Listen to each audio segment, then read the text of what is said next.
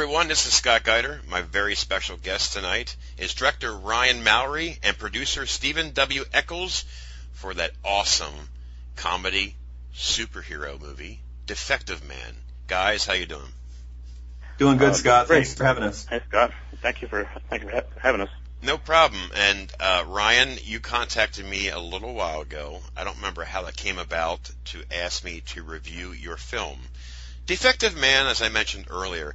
Now, as you know, there's ways of making a superhero movie, even if it's corny or serious, is you really have to have some humor, especially when it comes down to like a no budget or a low budget. So what you did and what Mr. Eckles did, I thought was brilliant, because you have like the four rejects that really, you know what I mean? I just love the idea of like Defective Man, Horn Dog, Captain Orange Piss. I mean, it's amazing how the Horn Dog I really had to get adjusted to first, I guess, because you see that schwanger hanging on his head. But I'll ask you guys. You guys can go about one at a time. But has anybody seen this film? First of all, there's been a few people that have seen it. We did have our premiere in Albuquerque where we had 2 nights of theatrical showing. So officially, the movie has had a theatrical run. It was 1 city and 2 nights, but it has had a theatrical run officially. Okay. So it has been seen by a few people in the theater there, and then since then. We did an original run of 60 DVDs. All 60 DVDs are now gone. So, there are at least 60 people out there that have this movie in their house. Well, I guess 58, because Steve and I have one as well. Actually I have 3 or 4, so. Okay, so thanks for bursting my bubble there, Steve. So, like 56 people have this movie. That's all right.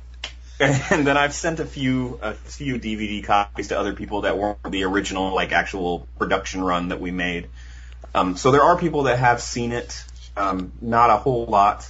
That's what we're trying to change. We're really searching for distribution at this point with the movie. We really want it to, we're not looking to make money off it. I mean, it'd be nice if we made our money back. That would be awesome. But really, I think Steve would agree that what we really want is this movie to be seen.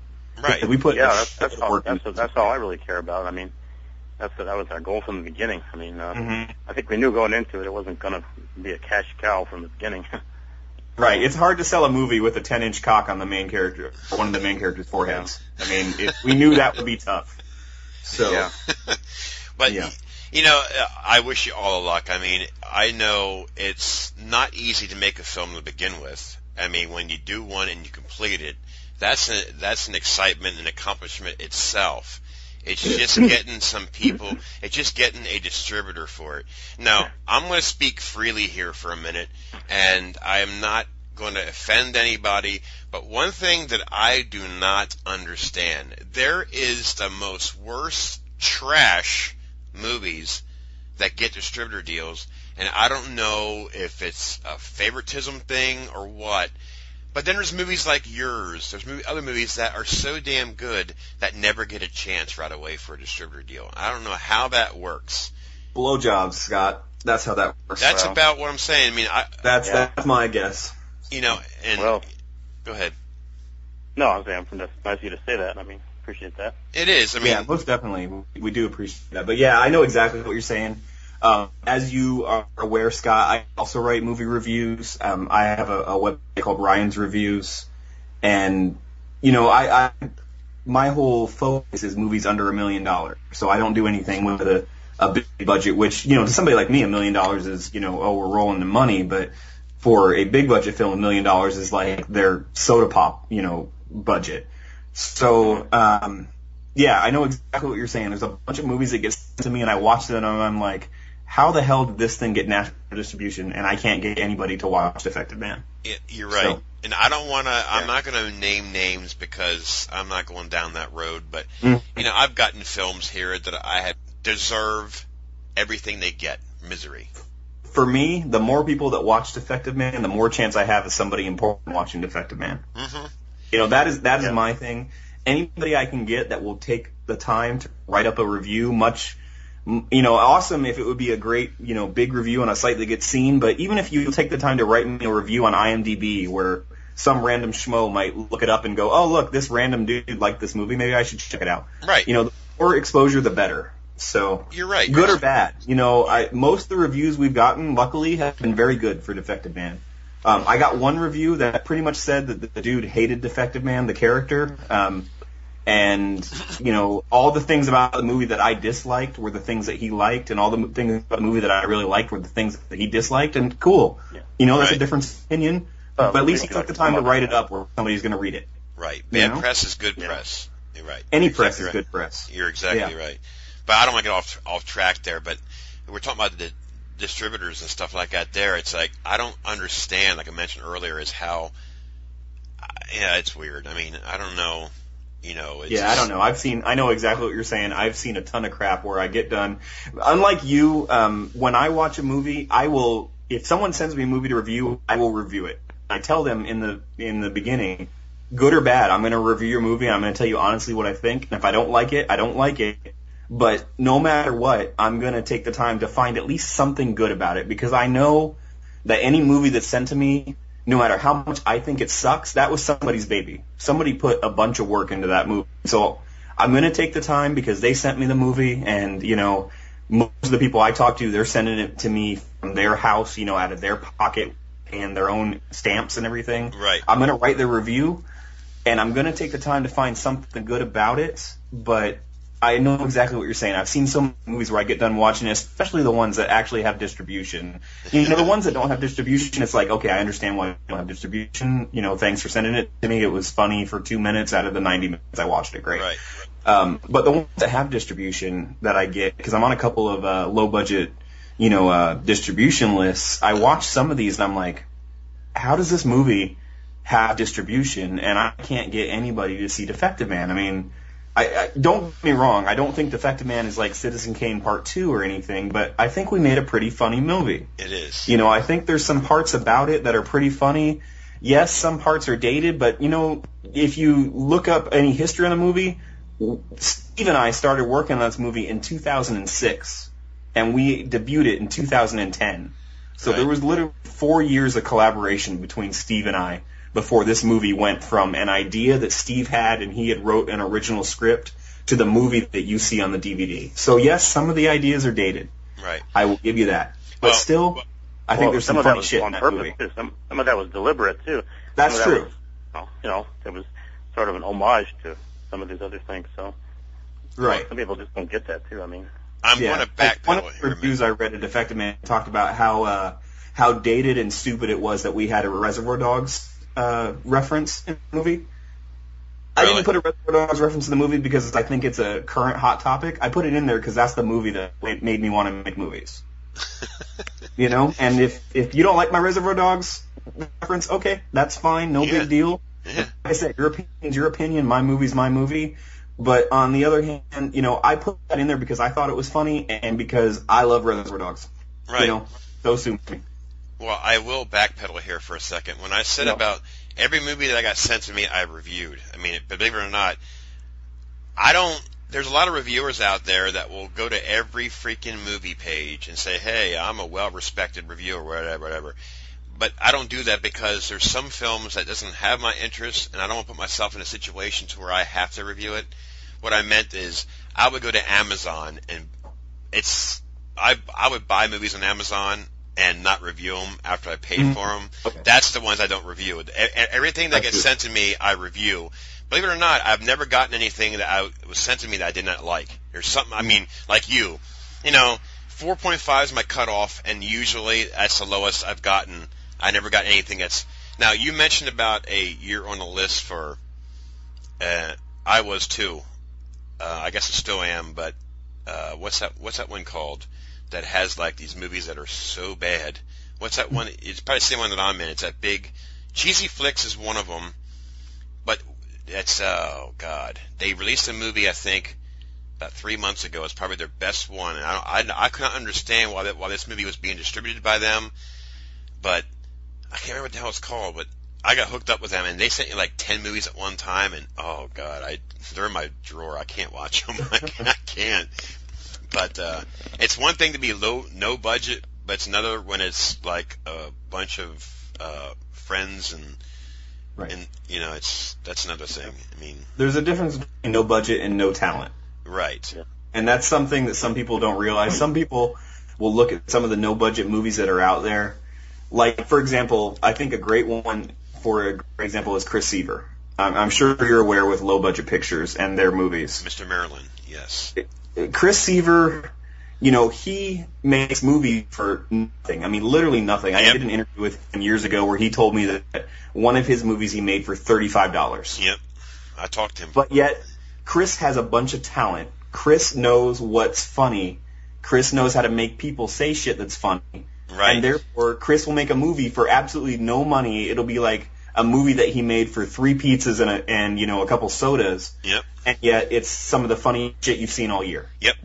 There's a big difference between no budget and no talent, and that's what a lot of people don't realize. And again, I don't want anyone to think that I'm this, I've got this big giant head that I'm the best director there ever was, because I don't think that at all. Right. I think Defective Man, it has its moments. It's not the best movie ever made, but for what we did it with, I think it's something to be proud of. But there's a big difference, between having no money and making a movie where you feel it and you know that it's a movie you want to make, compared to having no money and making a movie because we're going to be famous. Right. Yeah. Yeah, I mean, this whole project came so close to dying so many times over 5 years. Yeah. It's just a miracle it got done, because there's so many. We had a lot of setbacks.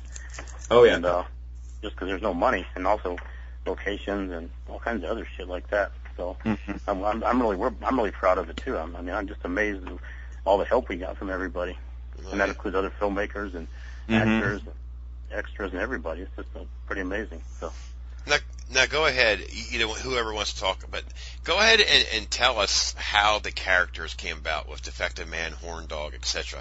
Who was that? You, Steven?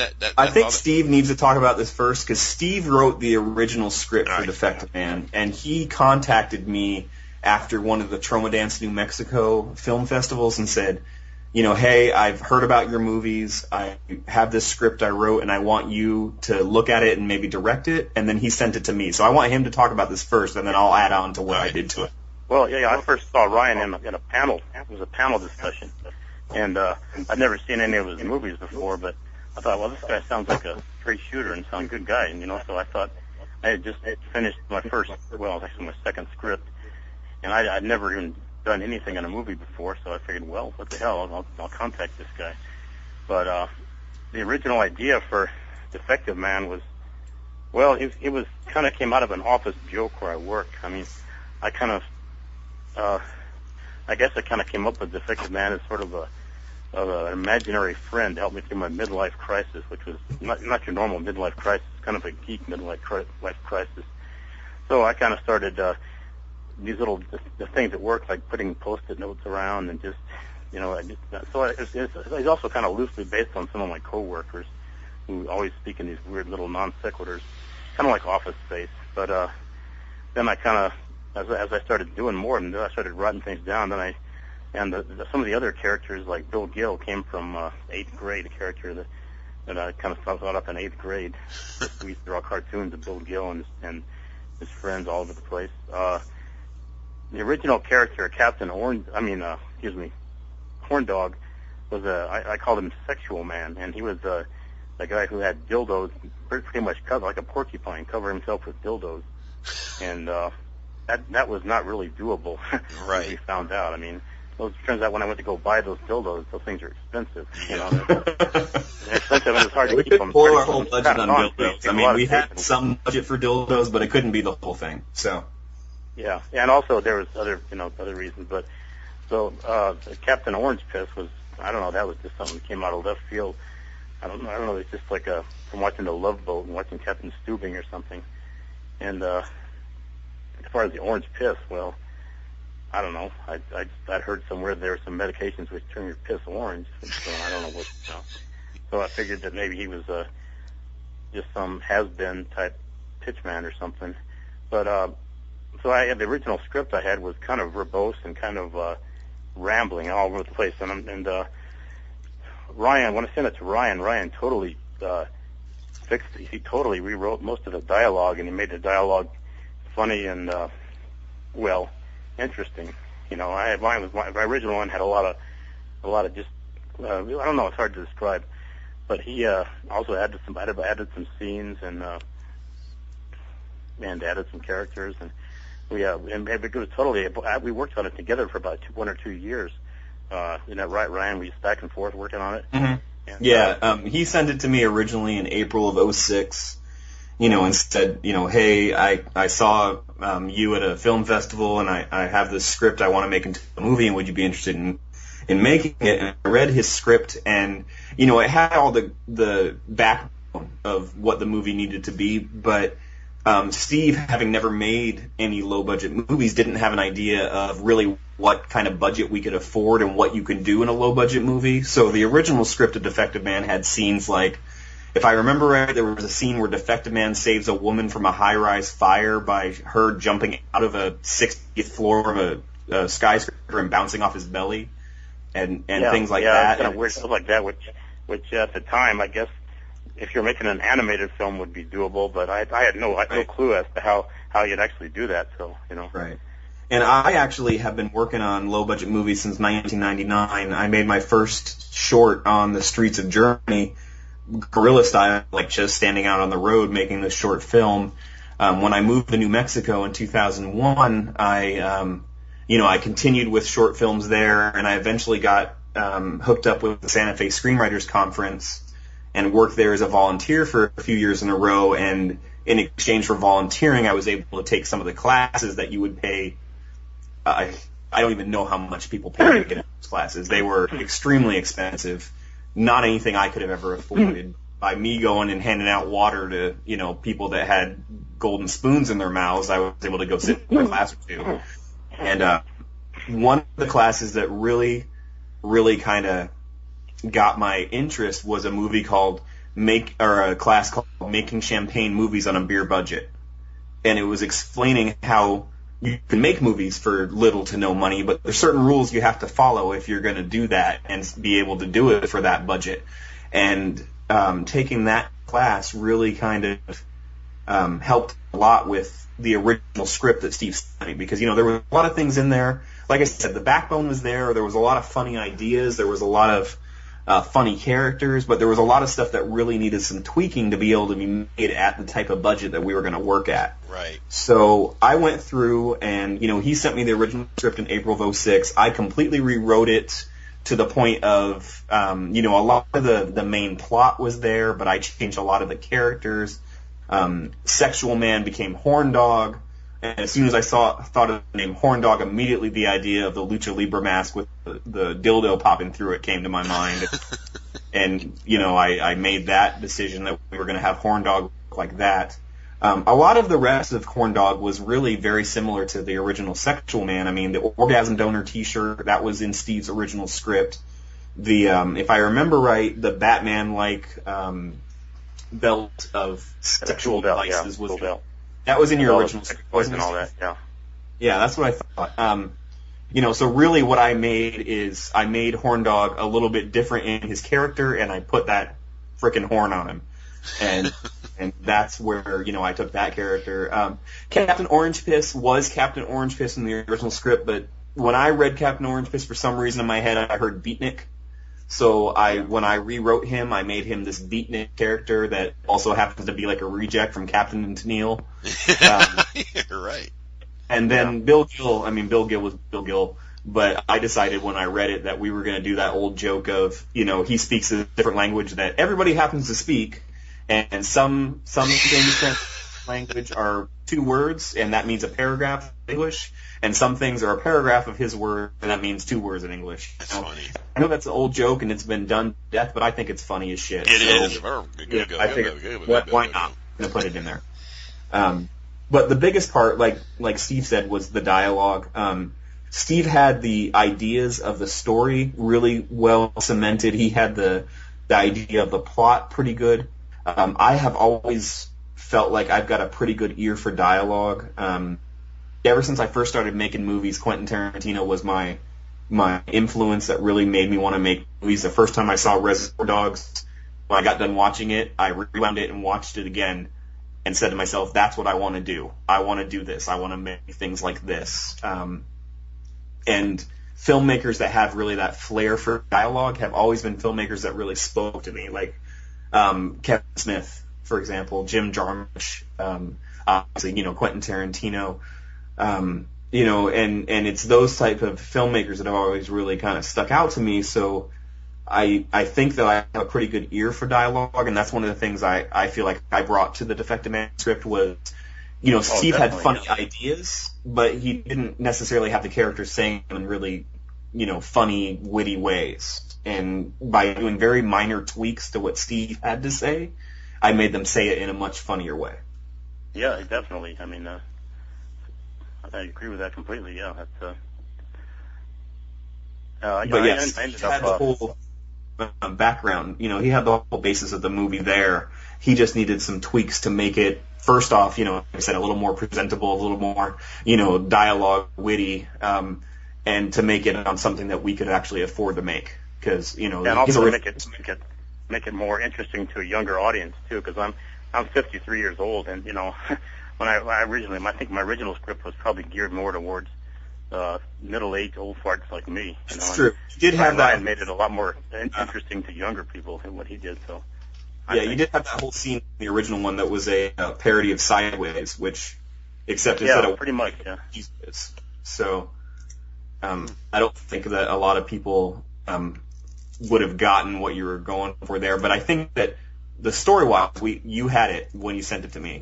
You had the story down. It was just the tweaks to make it presentable to, like you said, a younger audience and an audience that's going to go pay for a movie they never heard of before. And I think it worked for me. All the feedback I've gotten from everybody, I think they enjoyed it. So now, everybody I've talked to about it. So how did you come across Paul Alsing for Defective Man?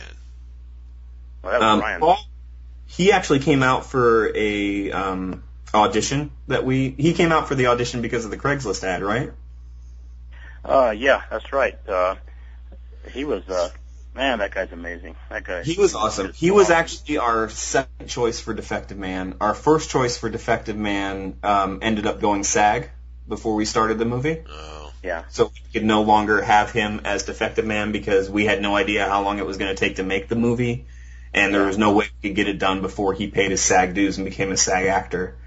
He is still in the movie. He's in the very beginning scene. He's the older guy in the bathroom that has the kind of fight with the younger guy. Okay.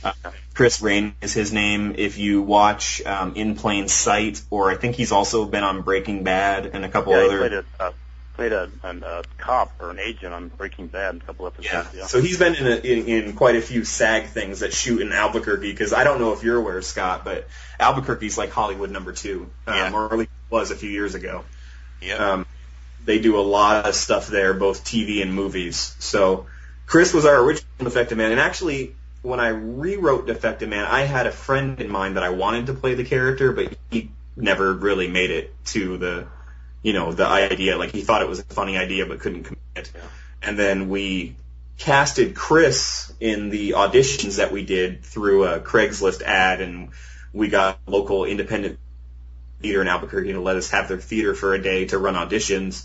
And Chris was our first choice, Paul was our second choice, and then when Chris dropped out, Paul just jumped at the opportunity, and Paul was awesome. I have no complaints whatsoever about Paul. He took Defective Man, made him a character, made him an awesome character, and he has done some awesome things since then. He has. He's done a lot of other movies. I don't know if you're familiar with Billy, but he's done quite a few good things with Billy since then, too. Yeah. How about Arturo? And there's nothing defective about Paul, either. I think he's got a Ph.D., if I'm not mistaken. Yes, Paul was actually a chemistry professor at the University of New Mexico, or at least he was when he made our movie. What? Yeah. The book is photocopying. But now he lives in Rochester, New York now. He does. The book that he was photocopying in the beginning of Defective Man, when he falls asleep on the photocopy machine, was from one of his classes. Yeah. Arturo is actually he was not a cast member. He was a crew member, and Arturo was our fourth horn dog. Yes. The original guy we cast for Horn Dog was hilarious, and he gave a great performance. I loved him. And then I sent him the script after we casted him, and he read the script, and he read the description of Horn Dog's costume, and he sent me an email that says, I can't do this. If I ever did this movie, I won't ever get a job again. I said, you never had a job. So what do you mean? But just the idea of the costume of Horn Dog turned off a lot of people. Our first Horn Dog dropped out. Our second Horn Dog, I don't remember what happened to the second Horn Dog. But our third Horn Dog, day of filming. Remember? I think he had a car wreck or something and couldn't make it. That was Horn Dog number 3. Something like that. That was Horn Dog number 3. Car wreck or something. Horn Dog number 2 was, but Horn Dog number 3, we were at the first set that we shot at, other than my house, which was the office scenes in the very opening of the film. Right. We were waiting for Horn Dog to show up, and he didn't show up, and we're like, what's going on? So one of the girls who was our script supervisor, Sarah, it was her friend or her acquaintance. I don't know exactly what how close of friends they are. But she was like, okay, I'll call him and see what's going on. And she called, and she comes back, and she says, he had a car accident last night. He's not coming. Oh, wow. So Arturo... Yeah, we were all set to film and everything. We were at a location which was we had for like one day or so. And we were all set to film, and there we were. So yeah. Arturo just stepped up right then. Yeah, I pretty much told that if he doesn't step up and play Horn Dog, I quit, we're out, fuck this shit, I'm going home. But he did, and he did a great job, an amazing job. That's great. Yeah. And I thought his whole voice and everything, delivery was great. I mean, it couldn't have been better, I don't think, Yeah, he did the deadpan thing pretty perfect for Horn Dog. He's not an actor. He's a guy who likes making movies and likes to be involved with making movies, but he's not really somebody that's very often in front of the camera. He was in a short film that I made that never got finished. And other than that, I don't think he's actually been in front of the camera for anything other than Horn Dog. But, I told him, I'm like, dude, this is it. We just had our third Horn Dog quit. Either you step up and do this, or I'm out, I'm going home. And he said, fine, I'll do it. Let's shoot this. And he stepped up to the plate. He put on the mask, which is uncomfortable as hell, I should remind you. Oh, yeah, that mask was horrible. It had chicken wire inside it, and it was just horrible. I mean, just making that thing was unbelievable. Pretty much wearing it hot and everything, yeah. Basically what holds the dildo up is a wire hanger and then a halo that goes on top of the actor's head, which is then... Yeah. And it kept falling apart on us. Kept having to go to the adult toy store and buy more of those dildos. After a while. A frequent shopper discount in attention. So, but yeah, so he stepped up when nobody else would and put on the mask. And his only caveat to playing the character was that he wasn't going to use his real name, which I completely understand. He wants to be in movies and work in movies, and it's tough to say, oh yeah, my first big job was a guy with a 10-inch cock coming out of his forehead. Right. I understand that. Yeah. Now, how about Bill Gill? That one's so that was the guy I work with. That was Josh Saavedra. He's a computer guy I work with. I kind of work in an IT group, sort of, and he's one of my good friends and coworkers, and I just asked him, I said, well, Josh, got a part for you. Nobody's going to see your face, because you're going to be wearing a mask, but he's just a fun-loving guy, and he came out and he did it. He put up with a lot of crap, too, just he was wearing that horrible mask and the heat and everything. And we cast some auditions, too. Did he audition? I don't... No, I auditioned or not. I think he just showed up because... dropped out as well. We had somebody else audition for Bill Gill. Yeah, that's right. I can't even remember who it was at this point. It's been so long. I don't, because that was like 35 years ago. Yeah, I can't remember who the original Bill Gill was. I think it was, I think the guy went off to become a stuntman or something like that. I don't remember exactly what it was. Yeah, we had somebody cast as Bill Gill. They dropped out. Only people, I'll tell you, the only people that we actually cast from the very first day who made it to the end of the movie were Ronnie Tobins and Heavy Flow. Trent Haga and Haley Nelson were the only people we actually cast from the beginning who were actually in the movie when all was said and done. Yeah, Haley showed up and did an amazing audition. Oh, hey. Oh. I thought she was brilliant in that movie. She was awesome. Her audition was something else. I mean, she had script down when she did her audition. Wow. And Trent, Trent was just Trent was a friend of mine from another film I had worked on, and on that film he had kind of complained to me about how he had no lines of dialogue and how he wanted to have something meatier. So I wrote him a meatier character who happened to have 9 pages of monologue that he had to shoot in one day. So nice. And then Lloyd Kaufman now has it as he was in the original script too. Yeah. So. Yes. Yeah. Ronnie Tobin was in the original script. That was one of Steve's original characters. I rewrote him a little bit, made him, I don't know, cheesier.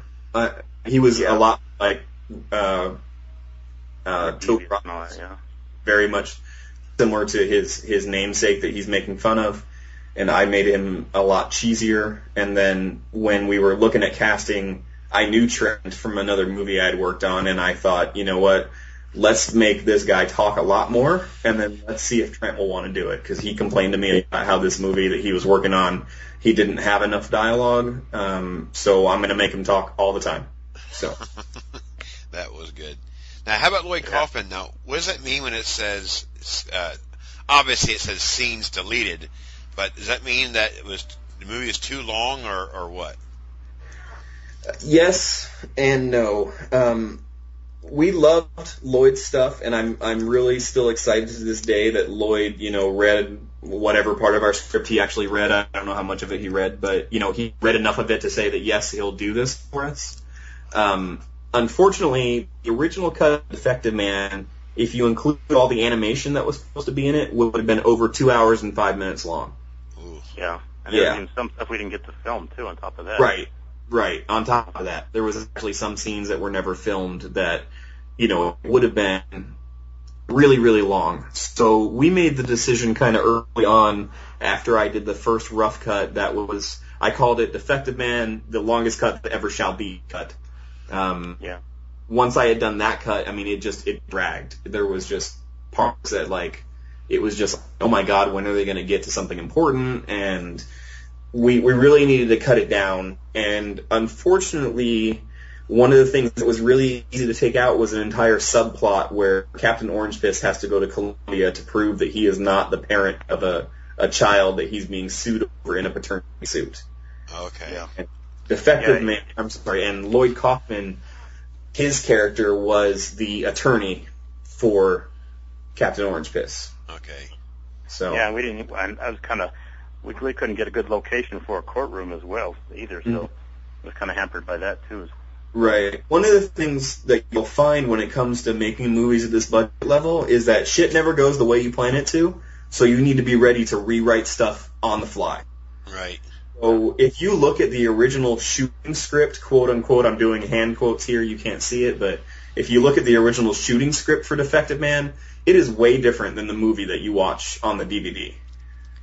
There were a lot of things where, like, for example, the scene in the alleyway where the 4 guys beat up the hoodlum who is beating up the homeless man. Yeah. Supposed to be 2 hoodlums in that scene, but one didn't show up.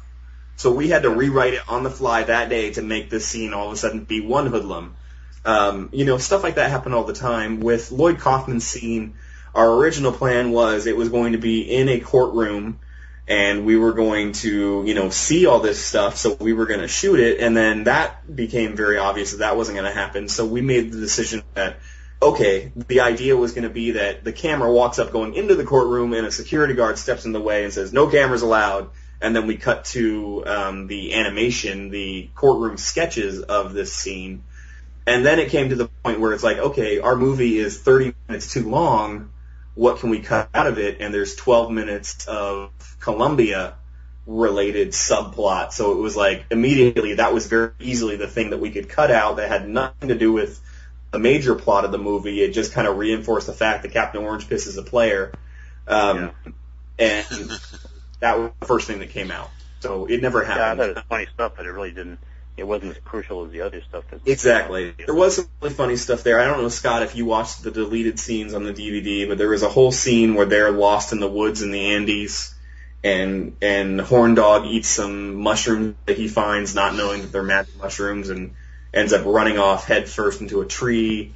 And Defective Man talks about how he was on Iron Chef and had a Cheese Whiz-based dish that he almost beat Masahiro Marimoto with. And, so it had some funny stuff, but plot-wise, they had nothing to do with the rest of the movie. It wasn't integral at all. So when it came time to cut stuff, unfortunately, there goes Lloyd. So, and then after we had our first screening of the movie, we got some feedback back, and some people said it was just too long. Mm-hmm. So we said it really should begin. So, in order to cut that, we had to cut out the whole subplot to make it right. Otherwise it wouldn't have made sense. So. And our first screening of the movie was the edit that I called the you can't illegally download this on torrent sites yet cut. Which was an hour and 45 minutes, if I remember right. So we had already cut some stuff, but we still had some other stuff in it. We were still hoping to put the whole Columbia subplot in there. And then when we got the feedback from the audience that watched it that was too long, and we were like, okay, well, that whole Columbia thing has to go. And unfortunately, as much as I really wanted to be able to say that Lloyd Kaufman's in my movie, I have to say that Lloyd Kaufman's in my deleted scenes. Right. So. Yeah. Now, there's one more actor I want to talk about. He's a good friend of mine. I interviewed him. Was Billy Garbarina, and the president of New Mexico. Now, what's so funny about that, when I saw him in the movie, I didn't recognize him at first. I said, well, it's the monocle. I know who that is. Wearing that weird Monopoly guy type Yeah. He's cool. He's a good dude. But, Billy's awesome. I've known Billy. Billy's incredible. He's great. I mean, he's helped out so many people and helped all over the years. I mean, he's great. Yeah. And what a lot of people don't realize about Billy, who've only seen him in like Chris Seavers movies or things like that, is Billy is actually an amazing actor who has a wide range of things that he can play, not just the silly, cheesy dude in a Chris Seavers movie. Don't get me wrong, he's awesome in Chris Seavers movies, and I think that low budget pictures and Chris Seavers' whole aesthetic is perfect for Billy, and he does great as Deathbone and all the other characters he's played in low budget pictures. But Billy is actually a pretty impressive thespian who can go out and not only make you laugh at a dick joke, but can make you cry over something really emotionally wrenching after that. Right. So. Right. And one of his a movie that he did that was his film that I really enjoyed was the movie that has the vampires. Necroville is one of my favorites. That was a good movie. That's where I first seen him in. It was Necroville, and I see him in Feed the Masses. Actually in that. So, by the way, what's that? Defective Man. Paul Alsing is actually in that in like 3 roles. Yep. So, and Aaron Jaron Brown, who is in Defective Man, is also co-writer of Necroville. Yep. And we got him. I was actually a director of photography on a short film that he shot, so we got him to come out and be in Defective Man as well. Necroville, awesome. Yeah, Necroville's great. Yep. One of the first movies I reviewed back in 2005 or 2006. So. Hey, Yep. Sorry to interrupt you, Ryan, but I got a little emergency here situation. I'm going to have to take off here, much as I hate to. I'm going to have to take off and let you all finish up. All right, Steve, we won't talk too bad about you behind your back. Yeah, but no, that's okay. I mean, I really appreciate the call, Scott, but I got a little situation here. I'm going to have to no problem, Steven. take off. So it was great talking to you. Thank you very much, and talk to you more on Facebook. And Yep. Take care. Thanks a lot for coming on. Thanks, Steve. Talk to you later. Thank you. Bye. Thanks. See ya. Yep. So anyway, Billy Garbarina, he's an awesome guy. I met him working on a movie called Gimme Skelter that he was an actor and I believe a producer of through a guy named Scott Phillips out in Albuquerque, who is just an amazing filmmaker that really kind of was able to I was able to cut my teeth working on his movies. And yeah, Billy's a great guy. His character, the president of New Mexico, is actually a character that Scott Phillips wrote in his movie Scream, Science Bastard Scream. You never actually hear or see the president of New Mexico in that movie, but the main character, Science Bastard, is called by the president of New Mexico to save New Mexico. So I asked Scott, can I use that character's name in my movie? And he said, yeah, sure. And then I decided when I'm going to make him as a character, well, who would be better to do that than Billy, who I know because of Scott? So right, and also I think Jeremy Owen was in Necroville. Am I correct? Well, yeah, he's the giant lumberjack with the 12 long chainsaw. Yep. Yeah, Jeremy's a good friend of mine. I met him actually again on one of Scott's movies, a movie that was eventually released called Wedding Slashers. Yes. The original version of we made called Just Buried, which is actually a comedy with some horror elements. And then the producer of the movie got it and said, oh, this movie is horrible, we can't sell this, and made it a horror with some comedy elements, which does not work nearly as well as the other way around. But yeah, I met Jeremy working on that movie, and we kind of, we got talking a lot on the set, and he was a really funny guy and a really genuine human being and a really nice person. So, yeah, I wanted him to be in Defective Man. I wanted him actually to have a larger role in Defective Man, but it just didn't work out right. So he's one of the guys in the audience. I mean, come on. You've seen, there's a movie called Squid Man that I've seen the rough copy. It's no special effects, nothing like that there. But Andrew Roth is a good friend of mine. We're like brothers, and he's the lead character of Squid Man. So my wife and I and him went on vacation, and we went to the West Hamptons for vacation.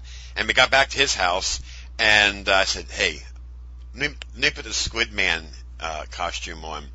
So that's what the video that you've seen. I figured, you know what? Here is a cheap audition to play I thought of the Defective Man as well, as long as it was Squid Man. I said, here's my cheap audition to be a stupid-ass superhero. And that's why I did it, for gags and giggles. And the director, the director Klein, seen the YouTube video, and he said, you make a great Squid Man. So, wow. But that's why I did it for. I just did it to just to see how it looked and just to have a little fun with it. So that's where that came from. But, I can see Defective Man. It needs to be distributed. I'll do everything that I can to help, because it needs to be out to the public to see. Because look,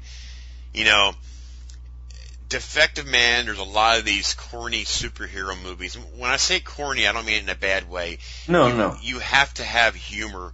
You can't make a no-budget film serious unless you got the talent. Right. That was one of the things we realized really early going on into Defective Man. In the script, there's some of that campiness that's there in the final movie, but a lot of that came from being on set and realizing, holy crap, we have one actor to play 3 parts. What are we going to do? Holy crap, we have no money to make this movie, so either we can make a really shitty movie and pretend like we're making a good movie, or we can make a good movie that realizes it's really shitty. Right. And that's what we did, is we realized, embrace that crappiness, embrace that campiness. You need to make it campy, not cheesy, because those are 2 different things. Campy means we realize how crappy we are, and we're going to play that up, compared to cheesy, which means this is a good movie. We swear to God, please believe us. And we know that Defective Man is a campy movie, and we wanted to make sure that the audience knows that we know that. So there's a lot of jokes in the movie where really it's like us looking at the audience saying, holy crap, you're still watching our movie. I like campy and I like cheesy. You know what I mean? Mm-hmm. I'm a big campy fan and a big cheese fan. Come on, I grew up in the 80s. How much cheesier can you get? And I love cheese. I'm sorry. I just love it. I mean, I love these movies that has like the 80s feel, but today, it draws me in. It draws me right in, because I love that shit. And cheesy can be funny, it's just not intentionally funny. That's the difference. Right. When you look at a cheesy movie, it's cheesy because somebody who made this movie thought, we're making, like I said, Citizen Kane Part 2, we're making the best movie that ever came out in 1983.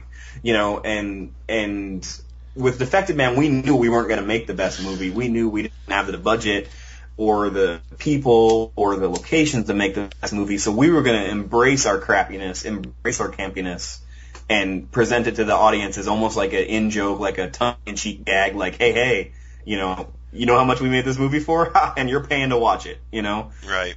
That was really the thing with Defective Man I know, like I said, it's not high art, but I think it's pretty funny. I think when you look at where it came from, I mean, literally 4 years and a month between when Steve sent me the original copy of the script to when it premiered in Albuquerque, Steve and I, and a lot of other people, but especially Steve and I, put our heart and souls into this movie for a long time. I mean, it was almost the end of Families. I mean, there was a lot of crap that I could have done without making this movie, but in the end, it was all worth it because I got to say, look, I made a movie. And I made a movie that I'm not, I'm proud of, that I'm not discouraged about, that I'm not, afraid to show people. I mean, truthfully, I don't show it to everybody, because it's got a dude with a 10-inch cock on his head. But, it's a movie that I am proud of in the end. What we did with what we had, I don't think it shows the fact that it's as cheap as it is. And I think when it shows as cheap as it is, it almost, kind of plays off the fact that it is as cheap as it is. So it comes out to more of a positive than a negative with the movie. Well, I liked it. I mean, I really enjoyed it because it was, I review horror films, okay? And every now and then I like to just stray away and get my mind fresh for new horror coming down the road. So I like to break the monotony and just start watching. I don't watch comedy that much, but if it's low budget or no budget comedy, that's what I really enjoy watching. That gets me in that, and I really enjoy it. Actually, Defective Man probably is the movie that really set me off to watch superhero, corny, low-budget movies. You know what I mean? Well, that's nice to say. Defective Man, Squid Man, these movies here are, I guess, it's basically the starting block for my new taste in comedy when it comes to that. And I'm not blowing smoke up your ass. I'm telling you the truth. I mean, that's that's what really got me started now on looking for this type of stuff. But I mean, I won't watch Spider-Man. I'm not going to watch Hulk. Right. I'm the old school Incredible Hulk TV series guy. That's where I stand. Right. And Peter Parker back in that Spider-Man back in the day. I'll watch them, but these new movies, forget it. I'm not interested. It's too high tech, too bullshitish. I'm just not into it. Yeah. So, too much money, not enough heart. Right. And you're right. And you got these actors that, I can't do that. I mean, that's what I like about independent. Independent actors will do what they got to do to make money, to make a movie because they enjoy it, and that's just the end of it. And I stick to that. And I mean, I got people at work say, "Hey, did you see Harvest Blood?" I'm just making names of these high budget movies. I said, "No." "Oh, come on." Right. I said, "Not interested." Because I got enough here to watch. Exactly what you're saying there, Scott. I am proud of the fact that I've never seen one Harry Potter movie. I've never seen Me neither. I only watched Titanic because I was forced to. I completely agree with you. I would much rather watch any day of the week a movie that was made by somebody that actually wanted to make some movies compared to a movie that was made by somebody who wanted to get a paycheck out of it. Now, don't get me wrong, if that's your job, but you still want to make movies, then more power to you, because there's people like that out there. But unfortunately, there's a lot of people out there whose job is to market a piece of crap to you and tell you that it shines like gold. And please watch it, because this crap, it's not crap, we swear it's gold. Right, and that's like the new Elm Street. I mean, I have nothing against Robert Englund not being a Freddy Krueger. I have that movie to this day, and I have not watched it yet. I watched it, and you're not missing much. You know what I mean? Yeah, well, I watched the remake of Friday the 13th. I enjoyed it, and I enjoyed the remake of The Crazies, but... Actually, that was really good. I really liked it. Yep, it is, so... Hey, you know what? It's another good one, even though we're getting off topic here. I really enjoyed the remake of Amityville. Because, personally, I don't like the original Amityville. It bores the shit out of me. So... the remake was actually a good one. But anyway, we'll get back to topic here. Yeah. But anyways, thanks for coming on. No problem. Stay in touch. I mean, I posted your site on my Gruesome Herzog Facebook page. I appreciate that. If I can, I'm just going to chill a little bit here. Anybody looking for Defective Man can email me, Ryan at sb-films.com. Our website is www.sb-films. That's S as in Sam, B as in Bravo, -films.com. And my reviews for my stuff that I mentioned earlier are at lownobudgetreviews.wordpress.com or on Facebook at Ryan's Reviews. So anybody interested in seeing stuff that I write, please come by, check it out. Let me know Scott sent you. I'd be awesome to see, who comes out and checks it out because of this today. So, well, thank you very much for coming on. Really appreciate it. I love Defective Man. I'll say it again. My family loves Defective Man. The adults wise. Right. But yeah, thank you. I'm glad your grandchildren have not watched Defective Man. No. Yeah, my son hasn't seen it either. So. Yeah, my 4-year-old grandson is very, very smart for his britches, so he definitely won't see it. Yeah, please no, because I don't want to be responsible for the psych bills later in life. So. But no problem, Ryan. Thanks again. All right. Thanks, Scott. Really appreciate the time, and thanks for having me and Steve on as well.